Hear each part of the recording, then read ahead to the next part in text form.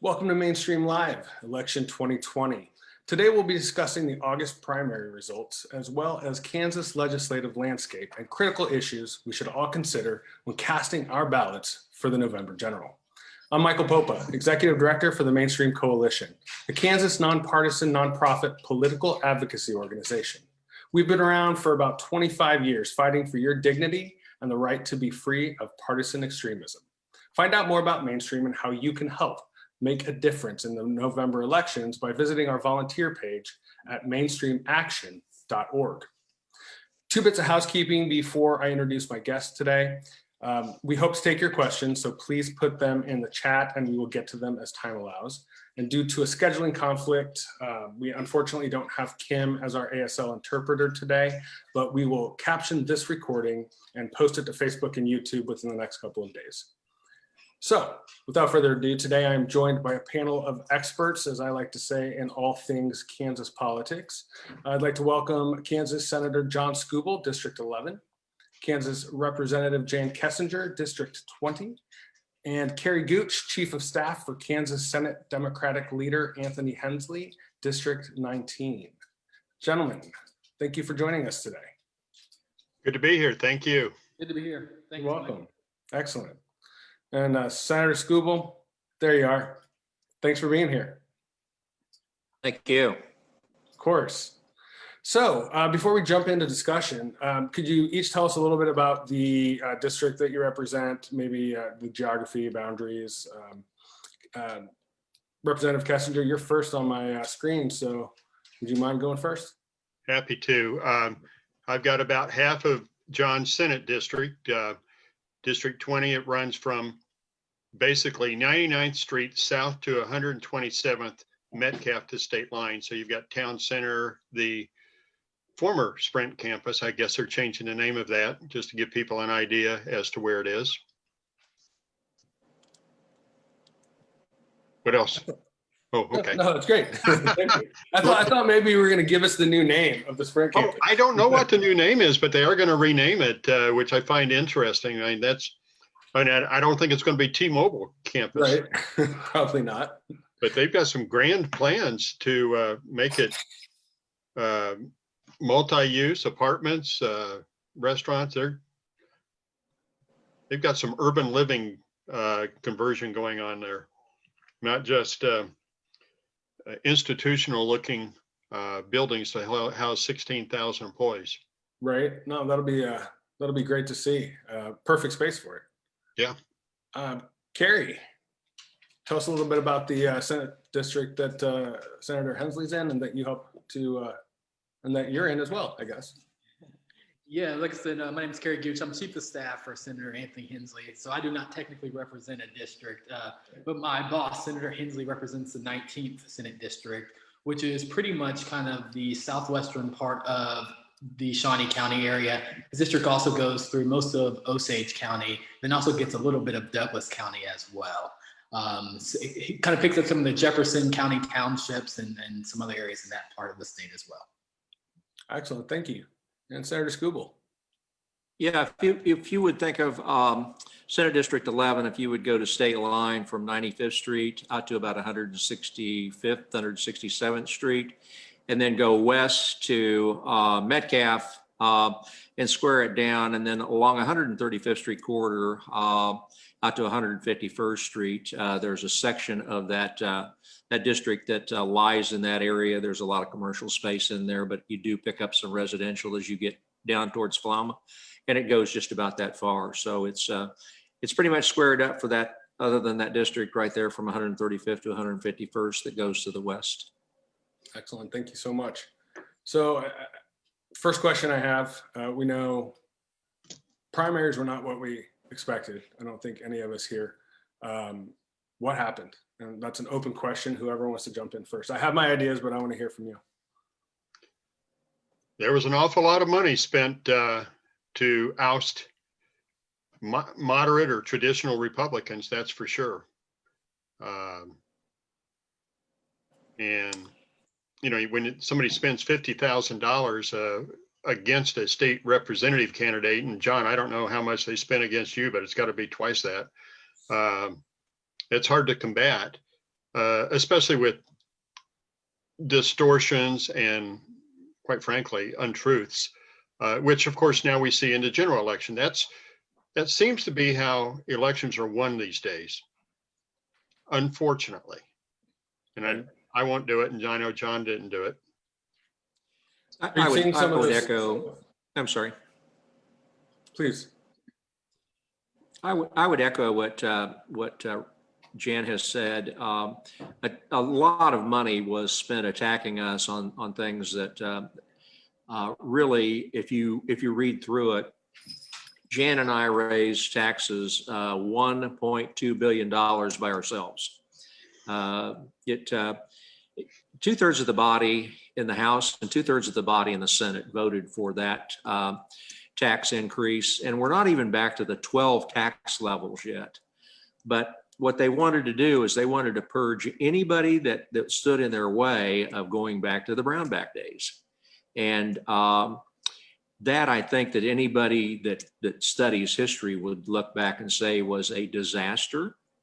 When we went to Topeka in 17, we were charged with fixing it, and we fixed it. And once you fix something like that, a lot of people forget about how bad it was. And the fix is something that, by telling people that we increased taxes that much, we're way off the chart. That was done over a 2-year period, and it wasn't something that was jammed down their throats. What we looked at were 2 sales increases during that period of time, 3 bond downgrades. You can just go through any financial statement that you want. Anybody that's ever read a financial statement will look at Kansas and think that the next step for them was bankruptcy. And that was straightened out. I'm very proud to say that I sat on Ways and Means and was able to produce a budget for K through 12 schools, which I chaired, that got us out of a long, lengthy court battle. I also chaired the transportation budget, which we put forth another 10-year plan, which I helped with. And we've got some things to be proud of. And most people don't understand that the Senate and the House are responsible for providing a 7.5% cash carry forward. For the first time in the history of the legislature, we done that. We had $900 million left over. And anybody that's looking at budgets now will be very thankful that we have done that. But we were attacked for actually being fiscally conservative and making certain that the state was going to be able to pay its bills and provide a transportation plan that's going to maintain our system. The system that KDOT has takes $500 million just to maintain, not to build anything new. And I'm very proud to say that we're on pace to go ahead and get that done. If I can just piggyback on what John said there real quick, because you call it a tax increase, and the Kansas Chamber sent out multiple postcards saying how John and I raised taxes $1.2 billion, but it really wasn't a tax increase. It was a reversal of the Brownback tax experiment, which, as John said, was a disaster. And it just put us back on a good fiscal thinking and budgeting. And it was righting the ship. As somebody said, traditional Republicans, and I'll also say moderate Democrats too, as Kerry can allude to, we're the cleaning crew, where we go in and we clean it all up. And when we cleaned it up, we did things that make it easy to get negative postcards because they're not looking at the results. And sure enough, then we get voted out. It'll get all messed up again if far right or extremists get in and control a budget, and then they'll call in a cleaning crew in another 4 years or so, and traditional people will do, the middle ground will come in there again. But that's the nature of the beast. It's a pendulum and it goes back and forth. But let me also say that, as John said, 2/3 of the House and 2/3 of the Senate voted to override the governor's veto at that time of reinstating good tax policy. And that includes the Speaker of the House, Ron Reichman. And I'll be real interested to see if the Kansas Chamber sends out postcards against him for raising taxes $1.2 billion. I don't expect to see that. Right. Well, Kerry, what lies did you see? I'm not setting you up for that question. What did you see out west? And when I say out west, I mean anywhere west of Northeast Johnson County for me. So I know that you're over, you cover some of Douglas. There's a lot more west of Johnson County. Is there? As of late, I definitely haven't seen it in the last 6 months. That's fair. That's fair. No, I mean, I could probably just echo a lot of the things that Senator Skubal and Representative Kessinger said. You know, on the Democrat side, obviously our primaries were a little bit different. First off, we had nowhere near as many primaries as there were on the Republican side, especially in the Senate Democratic caucus. We had 2 primaries across the whole state. So things were a little bit different.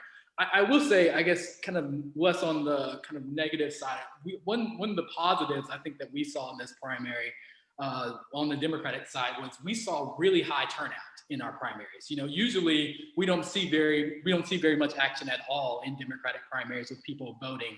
And I think that really was something that started 2 years ago when Governor Kelly was running for governor, and we had a Democratic primary for that gubernatorial race. And you know, even this year, we technically had a primary for that U.S. Senate race that Senator Barbara Boyer ended up winning. But we saw a higher number of Democratic turnouts this year for even down ballot races.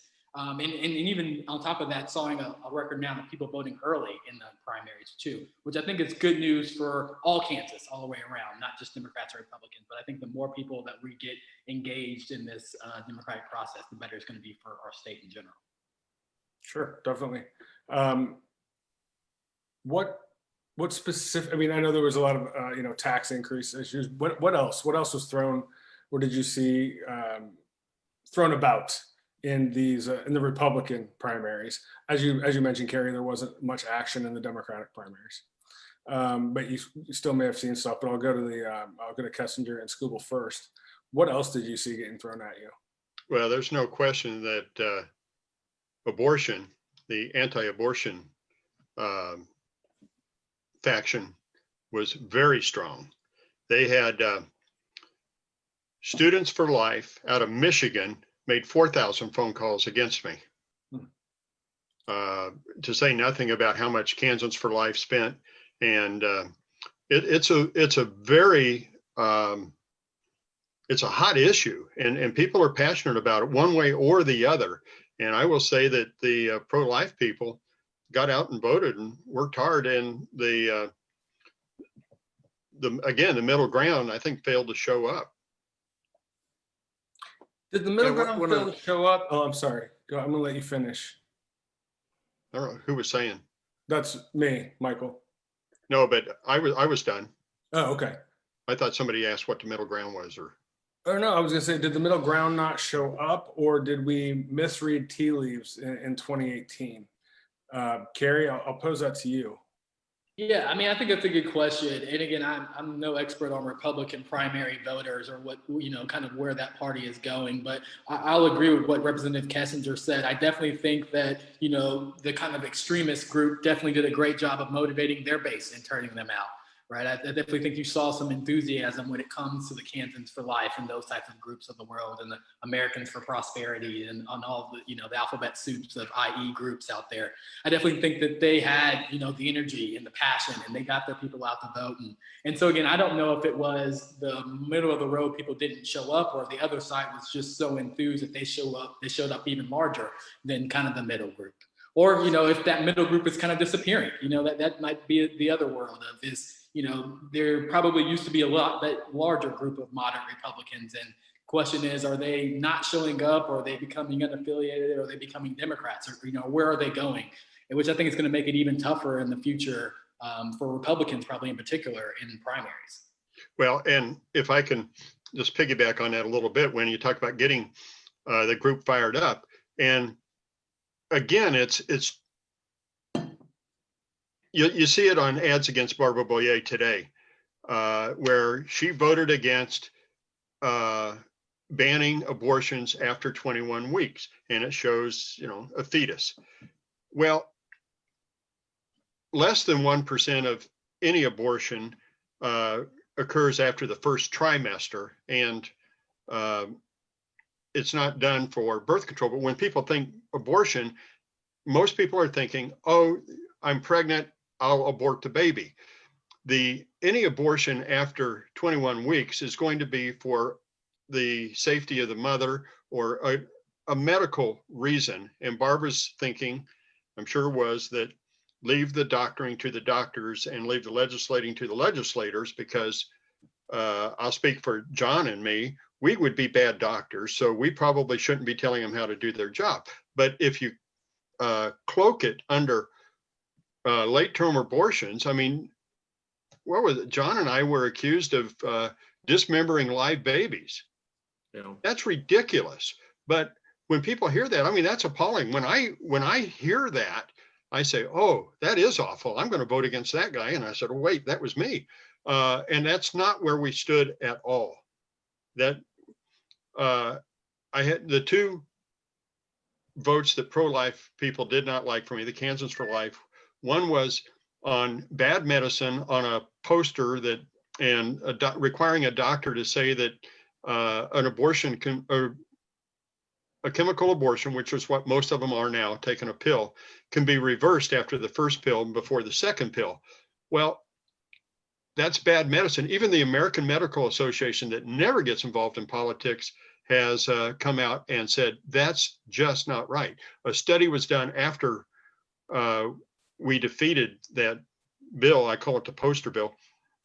A study came out, or a study was started because it hadn't been studied, and the study ended early out of concern of safety for the patients. So right there was something good, but KFL looks at it, and the Catholic Council take a look at it and say, oh no, that's all about, we're just trying to get a postcard vote. I talked to the lobbyists for KFL and said, you're just trying to separate the sheep and the goats to find out who is supporting you and who is not.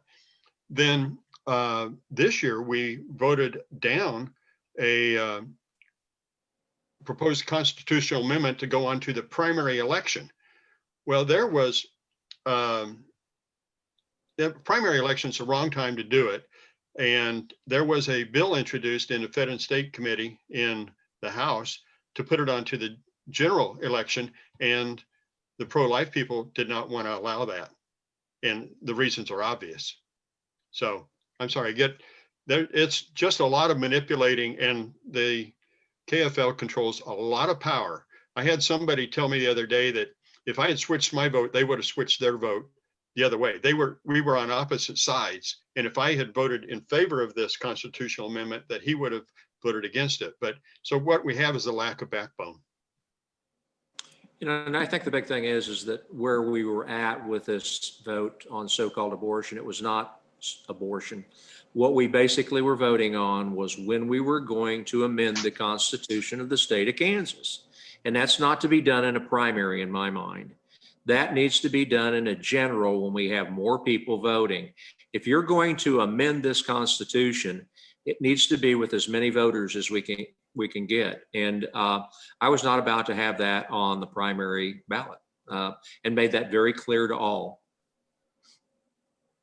Well, I guess no matter how we got here, we're here now. And right, yeah, John and I lost now. I mean, we're basically all saying the same thing. Like, we know now how we got here, but does that change anything for the general? Did we learn enough? And Republican or Democrat, this is important information. Did we learn enough from the primary, or in the primary, going forward to November, to elect some common sense, mainstream, as you will, legislators? Kerry? I hope we did, I guess, is my answer, right? Like, I hope that this was a wake-up call for everybody, no matter what your political party affiliation is. If we always say this is the most important election of our lifetime, right, in every single election, but I mean, I honestly believe that this year, right? I think we're learning that, there's not a whole lot left that certain sides won't do or say to persuade you to vote for their person or against someone else, like Representative Kessinger or Senator Skubal. So I hope that we can take these lessons from the primary and move forward into the general, I think that we have to be looking at the person. We have to do a better job of looking at the actual candidate and not just, the noise that comes out, from these kind of dark money groups that we're going to see more and more of as we get closer to election day. So again, to answer your question, I hope that we did. I hope that we do take the lessons that we all saw over the primary election and move forward with them into the general. Excellent. Gentlemen, anything to add? Well, it's going to be an interesting general election, and I'm not even going to surmise what would happen. I mean, I thought Jan and I would, if nothing else, if we would have been beat, it would not have been beat 2-1. We weren't even in the contest after I got the first two results from voting areas. I was pretty much ready to turn the TV off because there wasn't much of a chance. I mean, it was just polling exactly that way. I have not looked at the results, but I don't think I won a precinct, which is pretty hard to believe. But the thing about it is that the voters that were engaged apparently did not like what we were doing. And when they tell you that they don't like what they're doing, we get to stay home in January when it snows, and we get to stay home in February when it snows. And I don't go to Topeka to make $88 a day. So sometimes there's gold in the lining as to what happens. And now you get to say whatever you want, right? That's right. I think he always did. Well, right. Just to piggyback on a little bit on less now on what Kerry said, that if you take a look at, we'll take a look at John Senate District. The Democratic candidate for Senate, state Senate, is a former Republican. The state representative in John's House District, 28, is a former Republican. The Democratic candidate in my district, running against the woman who beat me, is a former Republican. The Democratic candidate for the United States Senate is a former Republican. I'm seeing a trend. A huge trend. Well, and Kerry brought it up earlier. When I asked if it was moderates that didn't show up or we didn't read the tea leaves, and he gave another option of maybe the parties are moving away from the middle, so far away from the middle, right? Like we're just now so diametrically opposed. And we have a question from Facebook that relates to this perfectly. It seems they asked that traditional Republicans have no home in the state anymore. With no support from party, is the only choice to change parties, as a number did several years ago. So I'd put that back to our two Republican guests today. I guess the easiest thing to do is if you don't like the way things are going, leave or go ahead and sit back and complain, or you roll your sleeves up and try and make changes. If you're a Republican and you believe in the Republican Party, and I believe in the Republican Party, I don't like the direction that it's taking. I think that it's becoming very, very conservative, but I'm not leaving the party to win a race. I refuse to do that. And the other thing is that if you don't like the way things are going, help change them. And I would rather be a change agent than to go ahead and say that I'm going to leave all of my principles behind. It's the party of Lincoln is what I'm looking at. The party that basically was inclusive of everyone. Now, I mean, with some of the things that we say in the planks of our party, if you don't swear and believe on those, then you're not a Republican. And I don't know, Jan, I get the same letters and about you're a rhino and you're not a Republican. And I just don't think that that's true. I espouse the Republican values, but I think sometimes the party's left me. I haven't left the party. And I'll agree with that too. And I read a column this morning, and I don't know if it was in the Kansas City Star or if it was in USA Today or Wall Street Journal, one of those three, about the party of Eisenhower and how different the Republican Party is from, what was that, 60 years ago. Far, far, far different. So it's dynamic, and we shift from right and left, and there'll be a pushback. But if everybody, if moderates or traditional Republicans abandon the Republican Party, well then, as Kerry says, then it becomes much more extreme over there. And then the Democratic Party is going to say, well, who are all these people? And they'll become more extreme too. So you end up with, Nixon called it the silent majority, this vast middle ground. And maybe there's that third party, but I'm not changing parties. I hope to change a party, but I'm not changing my party affiliation. I will take a stand, just like I took a stand for 4 years in the House of Representatives. I'm going to take a stand trying to make the party with a big tent. And if they want to call me a rhino, well, that's not a big tent. And we make things better through, I hate to use the term conflict, but differences of opinion. That's how we get better ideas. And if everybody drinks the Kool-Aid of far left or far right, things don't get better. We need different ideas and we need discussion. Michael, can I hop in on this one just real quick? Just Please. because I think that there definitely is a world where I maybe disagree a little bit with what Representative Kessinger and Senator Skubal said.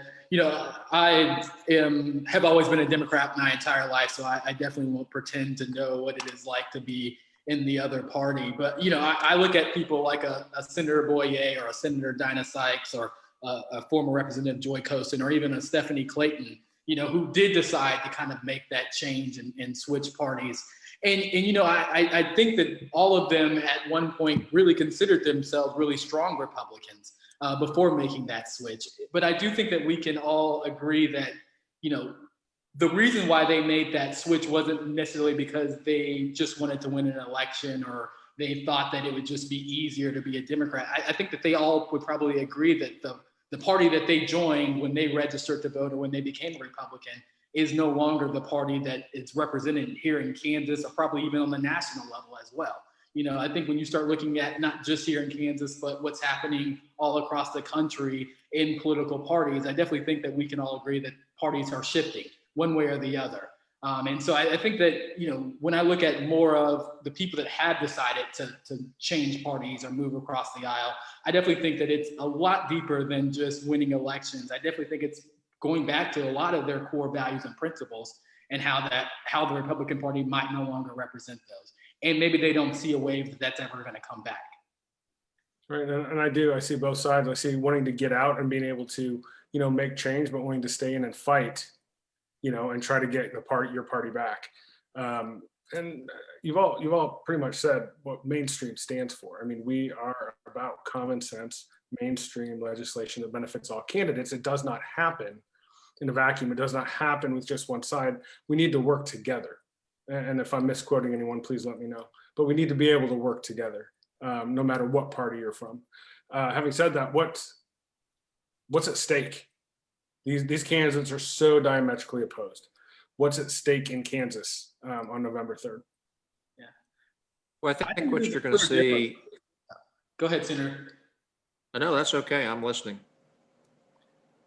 No, I was going to say, I think that there's a clear difference on what you're getting when you're looking at both parties right now, and particularly because of what happened in the primaries, right? I think that there's a clear difference between a Joy Costin and a Kelly Warren, right? I think there's a clear difference, in those type of races in the candidates. And if we take away the party labels and we take away all the noise and the junk mail that you're going to be getting over the next 40-ish days, and we just really look at what the candidates stand for, I think it's going to be pretty clear what direction that we all think and hope that we want our state to be moving in.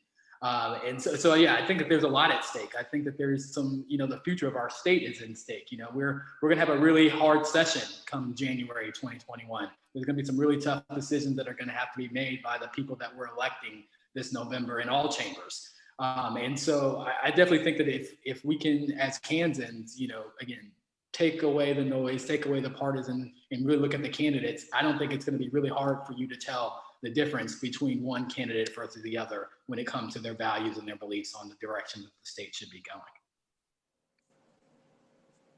Senator Skubal?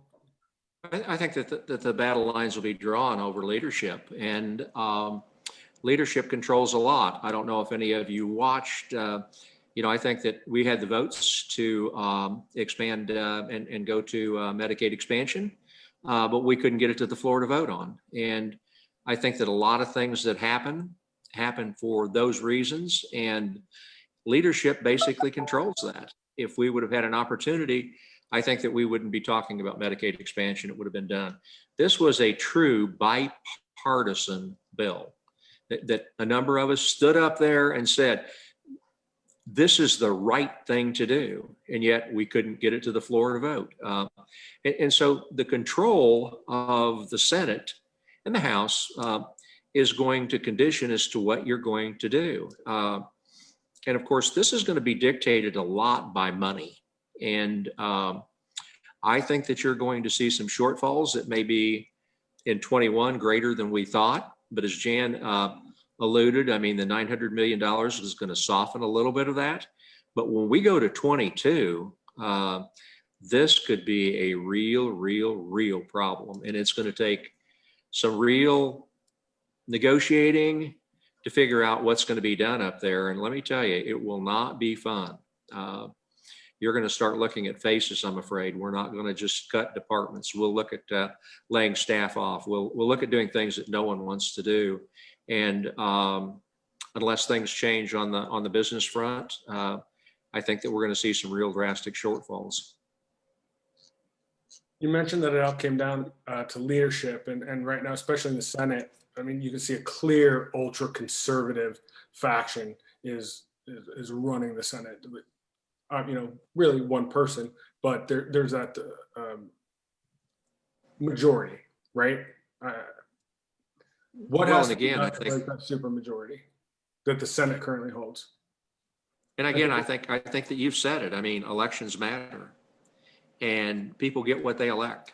And that's something that I don't have to worry about any longer. I'm not going to be making those decisions. Somebody else will be. And again, I think that it's going to be hard decisions. And sitting on the Ways and Means Committee, we've got some idea of what the budget was looking like. And I've not been privy to a lot of that discussion, but we knew there would be some shortfalls, and we thought of ways that we were going to soften it. But in order to soften it, you've got to have some revenues coming in, and hopefully that will happen, but I don't know how. And I asked that question because of what happened in the primary, and now that we have so many ultra conservatives moving on to the general, it could be disastrous for Kansas. So I think the Democrats need to hold all seats and pick up 3. Is that correct, Kerry? To break the supermajority, yes, that would have to happen. Yeah. Okay. And I know you don't have a crystal ball, but is there good hope for that? I definitely think there is good hope on the Senate side and on the House side too. The House Democrats only need to pick up 1 seat and hold everything that they have too. So I definitely think that there's light at the end of the tunnel on both of those in both of the chambers. But again, like I said earlier, I think that there's a clear contrast between the candidates that are running out there and what leadership looks like and what the direction that each of these candidates want to take the state of Kansas moving forward. So yeah, I definitely think that there's hope. I definitely think in particular when you look at the great candidates on the House and Senate side in Johnson County or in Leavenworth or in Shawnee County or Wichita and technically all across the state, we have really good candidates running up and down the ballot, whether it be for state legislature or whether it even be for some of the other races on the ballot. I'm really excited, and I do think that we have a good future of our state when people will just look at the candidates and kind of ignore a lot of the other noise that's out there. That's the challenge, is how do they overcome the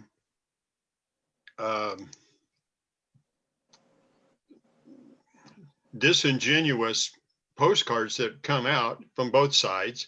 How do you take a look and decide who is that candidate? And it's not just D or R, but that's how we're pushed into partisanship, and the partisans become more extreme. And Kerry, I know you see it in the Democratic Party where like Stan Fraunfelter's district up in Kansas City, Kansas. I mean, Stan's a terrific representative for that district, and he gets beat by a kid who, I mean, he is way out there. So how do you overcome? How do you decide or how does a candidate present himself or herself as a person, as opposed to extreme views one way or the other? I don't know, but I guess it's really hard to cut through that noise, like you were saying, right? I mean, because it's so loud. It's so loud right now, and it's coming from every direction. For the past 2 months, I've tried to figure out how would I have responded in an effective way against all those postcards, against the $50,000 spent with half truths. Mm-hmm. And again, I think at some point, you know, there's only so much a candidate can do. There's only so much that a candidate can say, you know, and I hate to kind of throw it back on the voters, but at some point, like Senator Skubal said, you get what you vote for, right? If voters decide that they want, you know, an extreme conservative legislature that wants to, you know, do all of these things that they're saying that they're going to do, then unfortunately that's what Kansas gets.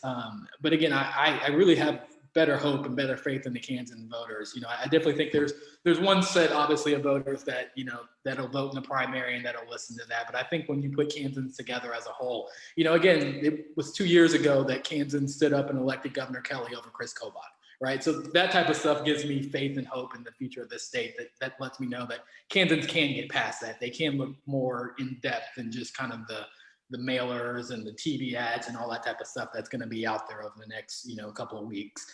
So I do believe that we have a pathway there. I do believe that we have still the opportunity to elect some good people and to hopefully do some good things in our state legislature next year and down the road. I hope so, because there's a lot on the line next year, from redistricting to the amendments, the abortion amendment coming back, to healthcare expansion that you mentioned earlier. There is a lot to be done, and a lot can be decided next year. And it'll depend on if we have a common sense legislature or an ultra crazy legislature, you know, that only cares about themselves and a small group of people, an ultra conservative extremist legislature that is not in it for the right reasons or for all the people. I'm not putting those views on you. Those are mine alone. But, you know, that's how I see it. And we're just redistricting the entire legislature, right, in Kansas takes part in the redistricting process. That's correct? Yeah, that's correct. Yes. Yeah, and then that lasts for the next 10 years, right? So we could be stuck with this for 10 years if people don't get out and vote for those common sense candidates. Yeah. Well, So the what big thing races- is that, Oh, go ahead. you know, once we start looking at growth, Johnson County is going to have a lot of growth.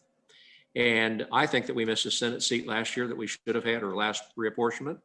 And I think that we should get another Senate seat this time, and possibly 2 House seats. But again, that's just me with pie in the sky now, because I'm not going to be helping draw those lines. And if the legislature gets in and does what they did last time, we'll have 2 or 3 judges drawing those lines. And I don't think that that's what we actually want, but we need to go ahead and get some common sense again there. And you know, hopefully that will happen. I have no idea, but the real key to what's going to go on in Topeka is leadership.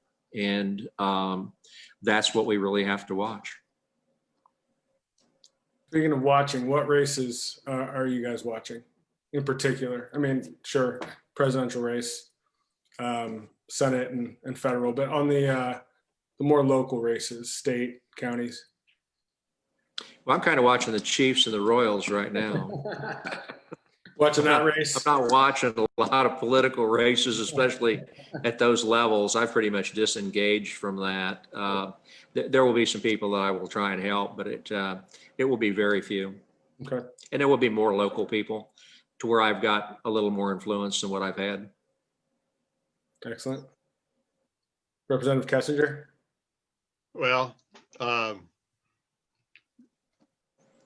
Barbara Boyer is a longtime friend of mine, and I did a commercial for her, and I'll of course be watching that.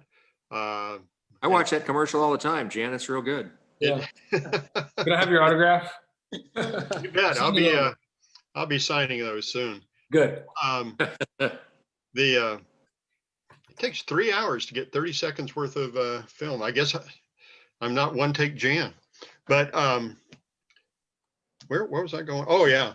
And of course I'll watch to see who's going to replace me and local ones, and the county commission race will be interesting for sure. We'll see how that all pans out. That may be the most interesting one, is what goes on with the county commission. Well, no one's going to be able to replace you, Jan. Someone's going to take your seat, but no one's going to replace you. Your common sense and your values are something that led you, and I'm proud to call you friend. Well, thank you. I appreciate that very much. Like my daughter said, Dad, I'm proud of you. You lost for the right reasons because you stood up for the right things, but Right.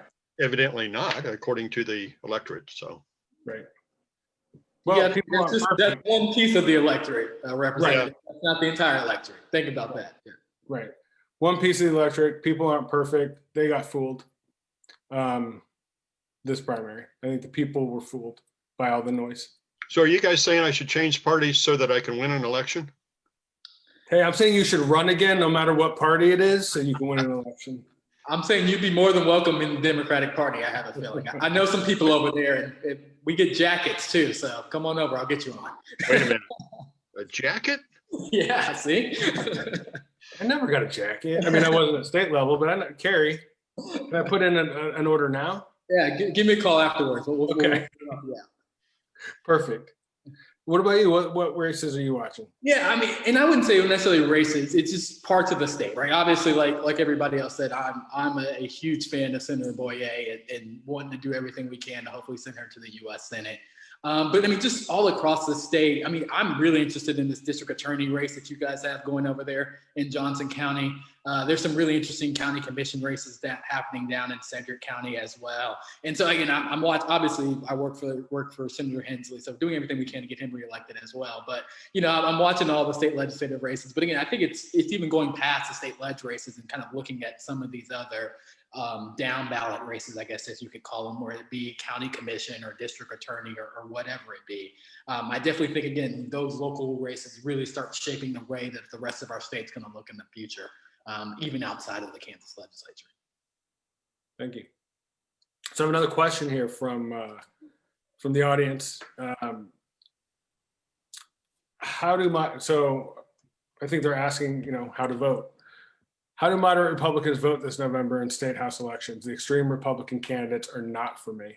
And so anyone can answer or not answer that question, but I figured Kerry would probably want to take this. I was like, I have a simple answer for that one, but I'll let somebody else go first if they want. Again, no, I will echo what Kerry has said earlier, which is take a look at the person. And the first thing I take a look at with a candidate is what is in their heart and what is inside their head. I don't care if they're R or D. And that's what I would take a look at, period. I don't think that there's any one party that's got, a lockstep hold on common sense. And a lot of what you make decisions about are common sense decisions. And it's your morals and the principles that should guide you. And hopefully the people that you're looking at have a voting record. And if they don't, you need to question them if you're going to think about voting for them. But I am not a proponent of lockstep voting. If you would look at my record in voting in the Senate, somebody said that I was like I voted with the Democrats 97% of the time. Well, the thing that they don't seem to understand that I don't know how many 40-0 votes we have. So I guess you could say that I voted with the Democrats, but I voted with the Republicans. But I don't think that either party has got a lock on good ideas. And if you take a look at the ideas that are being presented and you sit down and study those and see what they're going to do long-term, that should be the people that you should be taking a look at and consider voting for. But don't just go to a ballot and go straight down R or D. Look at the person, look at their values and see if they align with yours.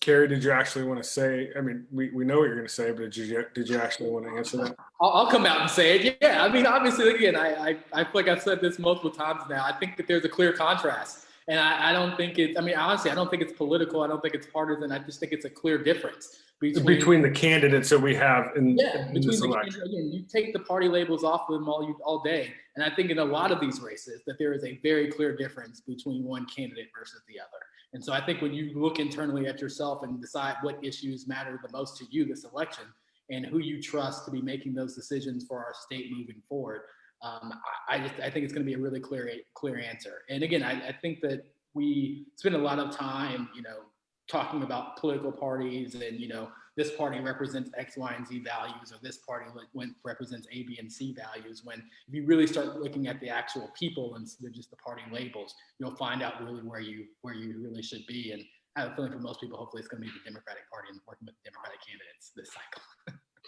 I think, again, you're giving the voter a lot more credit than they actually deserve. If you would ask them who their state senator was, I'll bet you that 90% of them could not answer that question.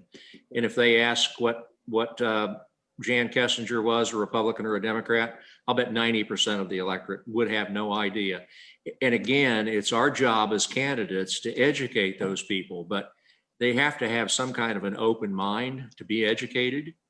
And what I'm starting to see is just the only thing that they're interested in is the sound bites that they're hearing. They don't look at, what this candidate actually done. And I think that some of them will live to regret some of the decisions that they've made. And again, it's too easy to say, well, my father was a Republican, and so I'm going to be a Republican, and I'm going to vote all Republican. I think that you need to look at the candidate better than just the party. And then an easy way to do this, this is a shameless plug, is to look at organizations that you trust that are bipartisan. They could be bipartisan organizations like Mainstream Coalition, like Maine PAC, our Political Action Committee, whose endorsements should be coming out at the end of next week, and our C3 nonpartisan nonprofit affiliate, the Voter Network. We have a lot of wonderful tools out there to educate voters and to get voters engaged, including ksballot.org. And you can go to KS Ballot, you can look and see who exactly is on, what and who is on your ballot, make a plan to vote, and you can research the candidates and see where they stand. If available, you can see who has endorsed them as well. You can tell a lot from endorsements. I think you can tell a lot. I think one of the things that you're talking about is very, very true. And, I'd never voted from home before until this last primary election. And I can go in and vote in 3 minutes. And people ask me, is there something wrong with the machine? No, because I knew who I was going to vote for before I walked in. And if you're really an interested voter, you have the opportunity to take that ballot and to sit down at your kitchen table and to research every one of those candidates. And there's no rush. There's no pushing you to try and get you out of there. You've got 2 days or 2 weeks to go ahead and fill that ballot out and get it turned back in. And hopefully those are things that people that are undecided will actually do and spend some time looking at the candidates that for the next 2 years or 4 years are going to provide direction for our state. Yeah. Kerry?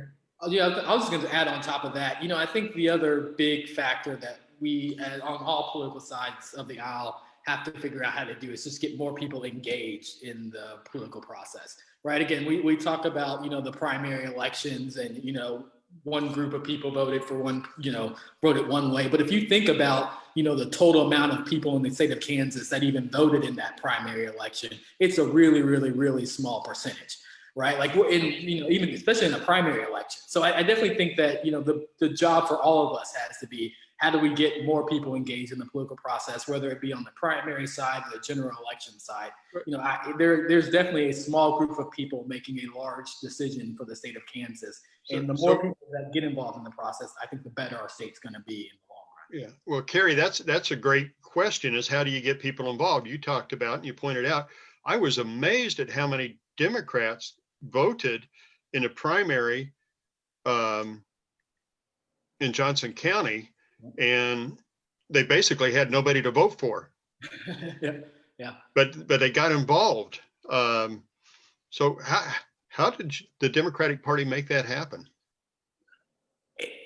I don't think it was like a one answer, one answer to that question, right? Like I definitely, I will give all credit to, I think the Democratic Party in Kansas has been fighting so long to remain relevant that that's all we know how to do is fight.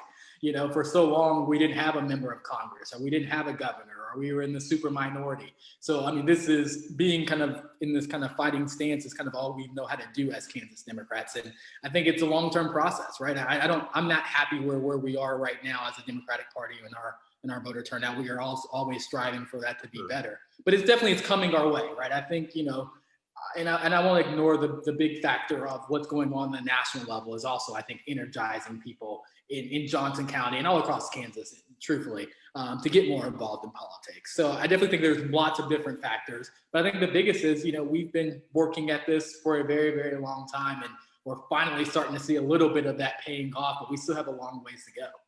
Well, I was envious of how energized the Democratic Party was in the primary, and wish that the Republican Party had been that energized. And we may have taken a step toward, off the extreme brink with we elected a more moderate Johnson County chair, Fabian Shepard. I take that as a good sign. We'll see what happens, but maybe we can do what you've been doing, Kerry. Well, so here's a random question, and it may deserve more time than what we actually have today, but what are your feelings about open primaries? Do you think that would turn out the vote even more? I mean, do you think that would get people motivated? I mean, because as you mentioned, I mean, what made me think about it, Representative Kessinger, was that you said the Democrats got out in this election and they voted, but they really didn't have that many people. There weren't a lot of contested races, right? But they still went out and voted. So would open primaries open up, the opportunity for more people to vote and get excited about voting? Anyone?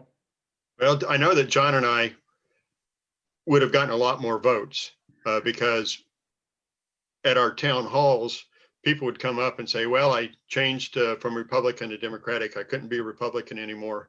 A lot of people after the election said, well, I would have voted for you, but I'm a Democrat. I'll vote for you in the general. And I said, yeah, I guess you won't.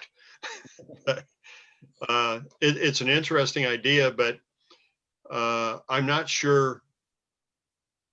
Let's say that there was that Democrats were basically had all those uncontested, and then it was an open primary.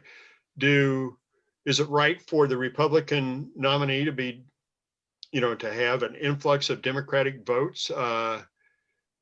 Maybe what they do is come in and vote for the weakest candidate so the Democratic candidate can win, or vice versa.